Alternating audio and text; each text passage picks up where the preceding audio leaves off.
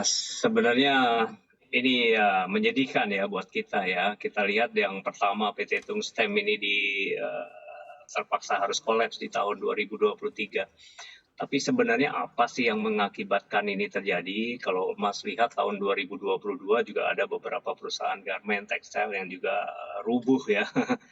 Nah, ini mestinya kita harus sadar bahwa ada beberapa kendala besar di dalam ekosistem tekstil dan garment di Indonesia. Jadi bukan hanya sekedar menurunnya permintaan ekspor dari negara-negara Uni Eropa dan Amerika ya, tetapi juga ada masalah-masalah internal di dalam negeri kita sendiri, terutama terkait dengan begitu banyak kemudahan impor barang-barang pesaing ya, berupa tekstil atau produk kain jadi atau garment jadi, dan juga kemarin juga marak sekali terjadi importasi thrifting ya, baju bekas. Nah, ini salah satu kombinasi dari keseluruhan permasalahan tersebut, sehingga banyak industri tekstil dan garment kita berhadapan secara tidak sehat dengan kompetitor yang intinya hanya bersifat perdagangan gitu. Sementara di industri tekstil dan garment kita lebih ke arah production.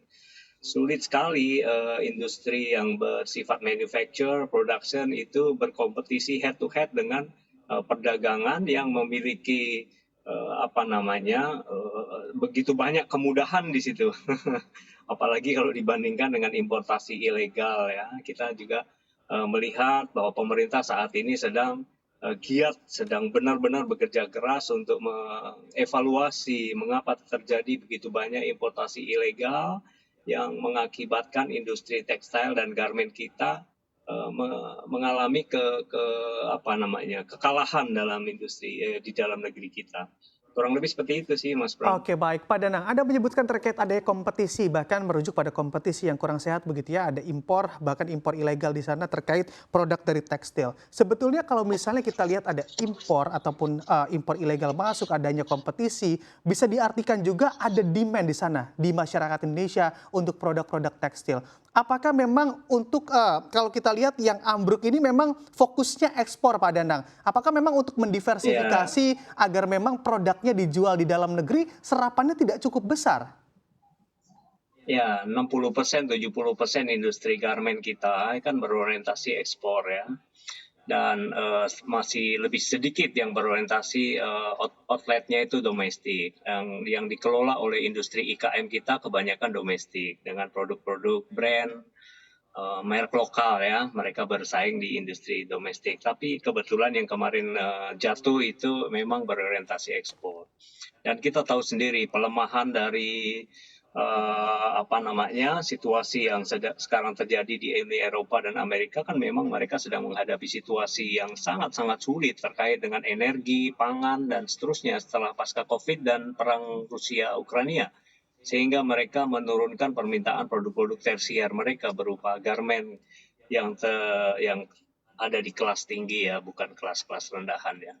Dan untuk itu mereka memang banyak mengimpor dari Indonesia, dari Bangladesh, dari Vietnam begitu. Nah, Indonesia ini mengalami situasi yang sama dengan teman-teman kita di ASEAN yang produsen garment.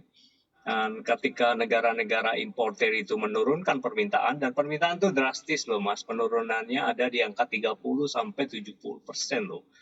Dan itu sangat-sangat tinggi, artinya kalau ada penurunan permintaan seperti itu kan utilisasi mesin-mesin di pabrik-pabrik itu kan jadi rendah Mas. Coba Mas bisa bayangkan, di 5 tahap dari sampai ke ujung garment itu ada industri fiber, ada industri spinning, ada industri weaving sama knitting, terus ada industri finishing ya. Itu mereka rata-rata mengalami penurunan antara 30 sampai 60%. Di industri garment penurunannya sampai 60%, utilisasi mesin-mesin itu. Mengapa bisa terjadi penurunan seperti itu? Karena memang permintaan ekspornya rendah gitu, menurun gitu. Nah, sehingga ketika proses terjadi penurunan seperti itu, ya mesin-mesin tidak terpakai. Kalau mesin-mesin tidak terpakai, maka sumber daya manusianya juga tidak dibutuhkan untuk mengelola mesin-mesin itu kan. Nah, ini situasi yang cukup parah, Mas. Kalau kita proyeksi sampai tahun 2023 akhir, kita harus benar-benar berbenah sehingga kita bisa menggeser sedikit dari market yang tadinya berorientasi ekspor menjadi market yang berorientasi domestik. Nah, ini yang harus kita kejar. Bagaimana caranya mengisi celah market domestik ini? Nah, pertama yang harus dilakukan adalah inovasi-inovasi produk yang dilakukan oleh perusahaan garment. Tapi yang kedua, yang paling penting adalah partisipasi atau ketegasan pemerintah dalam membangun iklim investasi di TPT ini, terutama terkait dengan penindakan hukum dari importasi ilegal yang saat ini marak terjadi. Itu sangat-sangat penting, karena kalau pemerintah berdiam diri seperti terjadi beberapa tahun terakhir ya, 2 tahun terakhir kan sedikit sekali penegakan hukum terhadap importasi ilegal. Nah, baru ini ketika Bapak Presiden menyampaikan concern-nya, semua bergerak untuk melakukan penindakan. Tapi ya tidak ada kata terlambat lah. Kita Baik. masih punya waktu tahun ini untuk berbenah, Mas.